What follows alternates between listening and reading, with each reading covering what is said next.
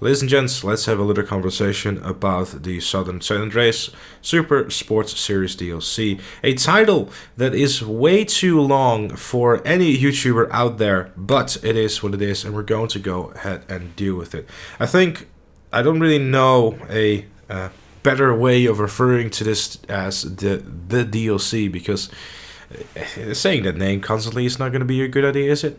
So yesterday we got a brand new mode, which is the Hot Ring Circuit mode, and 5 new vehicles with a ton more stuff coming as well. I covered all that stuff in last night's video, so if you want to check all that out and the information of what's to come for this DLC still through drip feeding and whatnot, then you can check it out in the link below. Today I'm just going to go sit back a little bit, have a bit of a conversation with you fine people about what I personally think about the DLC and all those things that are going to come, because yesterday I focused more on the facts rather than opinions. So first of all, the big new mode, which is of course Hot Ring Circuit, very much an inspiration from NASCAR, something that I'm not all too familiar with. However, as far as I know, and when it comes to NASCAR, it's one big giant oval circle or whatever you want to call it, and you drive into circles for like 100 laps or whatever, and there you go. GTA Online has 3 maps, I believe, like that. One in particular is especially a map that I'm not a fan of. I believe it's a downtown one. I don't personally like it too much. However, there are a bunch of other maps, I think 7 others, which change things up a bit and make it seem like it's more an actual race rather than just driving around in a circle. Apart from 1 map and 2 maps I'm not extremely excited about, the 7 other maps I think are good races.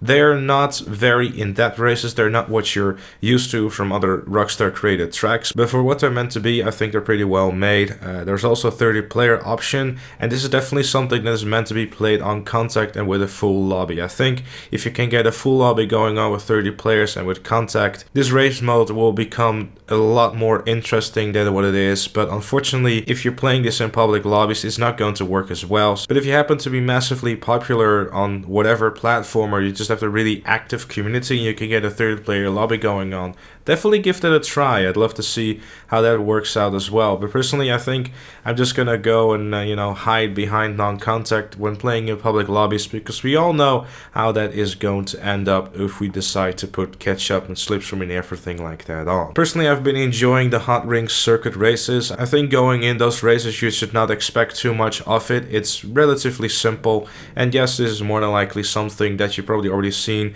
if you're active within the creator community, but it is a nice addition to the game. It's something new to play, even if it's for 3 races or whatever. You've still got something new to play, and it's a nice addition to the ever-growing pile that is GTA Online content. One thing that someone mentioned in the comments of my previous video though, and it's something that I really kind of agree with, is that there's unfortunately only 1 car you can use. Well, 2 I guess, a non-custom and the default version of the Hot Ring Sabre. It would have been really cool if there were multiple cars like this, and maybe Rockstar's gonna add more of those in like a next DLC or whatever. But for what we can see in the drift feed cars, there's not going to be another variant of a Hot Ring vehicle in this DLC, which I find a bit of a shame. I mean, in a way it's balanced, everyone has the same car. If you have a custom car, then everyone's going to drive the same thing. There's not going to be too much trickery in there. It's just all going to come down to who is the best racer. It's nice like that, but if you have 10 different tracks, having a variety of cars could have been nice as well. In the end, this is a bit of a variation on the special vehicle circuit, I guess. A lot of people are very dissatisfied with what the DLC actually is, and to those people I want to say, please pay attention to what GTA Online's DLC cycle always is. In March, we always get a smaller update. This was the same thing last year with the special vehicle circuit. Previous to that, we also had a smaller update in the beginning of the year with the January 2016 update, and also all the lowrider stuff we got at the beginning of 2016. This is always the case, apart from 2015, of course, when Heist came out, but you get what I'm saying. In the past 3 years, we had the exact same thing happen in March. So then you kind of have some content to play around with, small content, and then go further into the summer and to the fall we get bigger DLC updates like we had last year in June with the gun running update as well.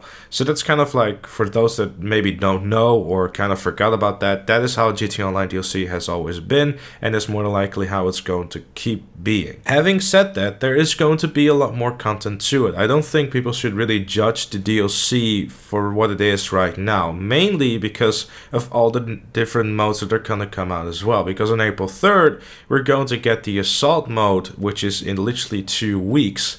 And then in May, we're going to get a bunch of new other things as well. Like we're going to get 10 new special vehicle races. And also, then at the end of May, we're going to have 7 new transform races. Now, transform races, they're already in the game, but still, there is new stuff coming as well. New gameplay stuff, right? Also new to adversary modes and yada yada yada yada yada. So there is still more to come. It's not only what we've got today. I don't feel like we can really judge this DLC yet because it's not completely released, as stupid as it might sound. They're slowly but surely releasing everything, and you can say a few things about drip feeding, but because of drip feeding, we're going to get multiple modes over a period of time, which in my opinion is not too bad, because now we can just completely focus on Hot Ring Circuit, have some fun with that. You know, there's double cash and RP in it, so why wouldn't you check it out? And then later, in 2 weeks time, we're gonna get a new mode with that, and a few weeks later we get a new mode. So you kind of see the pattern in there, and it keeps the game fresh and it keeps people coming back. I personally don't mind, but that's, you know, entirely up to you. So I personally really like that we have more stuff to look forward to in the coming weeks. You know, it's not always something that's going to be for everyone, but that's okay. You know, I see a lot of people that were not too happy with it being very racing focused, and everyone was expecting like a big DLC and whatnot, like I said. But that's okay, you know, because the Assault game might be something that you're totally into or whatever. And if it's not, you know, that's fine. You know, maybe you play something else until the next DLC comes out. There's always something else to play in GTA Online, and there's going to be new vehicles, interesting vehicles as well, which I'm not going to reveal here because I always kind of choose to keep the drip feeding stuff for when it actually does release. I don't know how people really feel about seeing unreleased cars. I know me personally, I don't like to really know when stuff is going to come out. I want to be kind of surprised, but that's just a personal preference. I'm pretty sure that you already know by now what places you have to go to if you want to see the unreleased vehicle. Speaking of vehicles though, let's go over them and what I think of them, starting off with the Gtamen. This is a brick on wheels and I do not like it at all. But with the Gtamen and the Entity XXR, there is maybe something wrong with it or maybe not. I hear conflicted stories about it.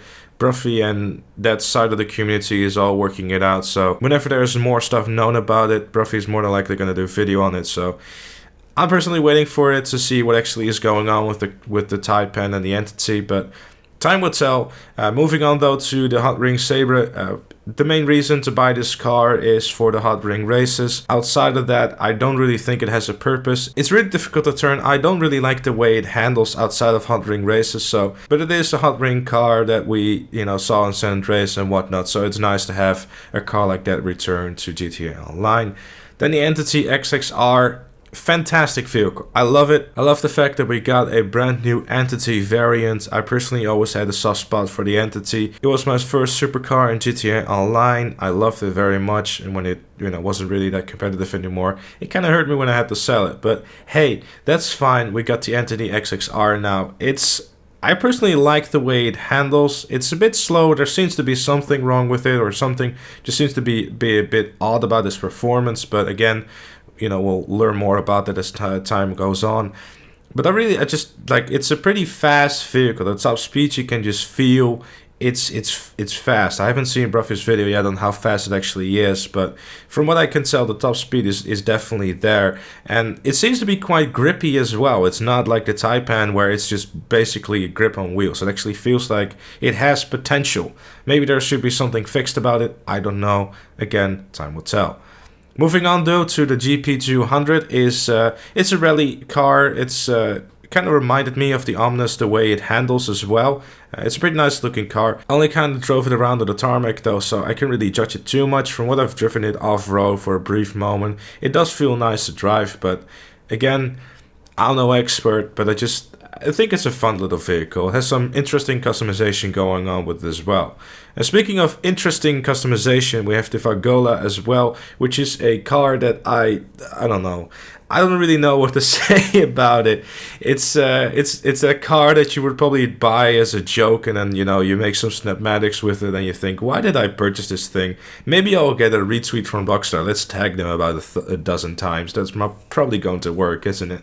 I think it's a good addition to the game. It's something new. It's something fresh to play. It's not your average, stunt race or regular race. It's just a fresh variance for the masses to play, rather than having to look for it inside of the content creator, which of course is also getting a few updates later down the line as well, which is also of course very nice to see. So really looking forward to what's to come and what's to play in the coming weeks and months in GTA Online as well. There seems to be one little thing that is particularly tickling my interest, which is the fact that there is quite a big gap between April 2nd and May 1st when it comes to DLC. Do you guys think what I think exactly? April is the month where we have to wait only 6 months until Red Dead Redemption 2 comes out. And typically Rockstar, their marketing starts at 6 months until release. So I'm fairly certain that in April time we're going to be seeing some more stuff about Red Dead Redemption 2, which I am personally very excited to hear more about. I think from April onwards, especially after getting such a big post from Rockstar outlining their ideas and what's to come for GTA Online, they're probably going to shift their focus a bit more to Red Dead Redemption 2 and promoting that, which I personally don't really mind. I'm looking forward to hear more about it, maybe see some more gameplay, or maybe even see a little trailer or some screenshots or whatever. Really looking forward to see what's to come for that too. Especially with E3 coming up in June, there might be some more spicy stuff coming our way very soon. But anyway, let me know all your thoughts about the DLC and whatnot in the comment section down below. Leave a like if you enjoyed, subscribe for more, and I'll see you all later. Screw you, Explono!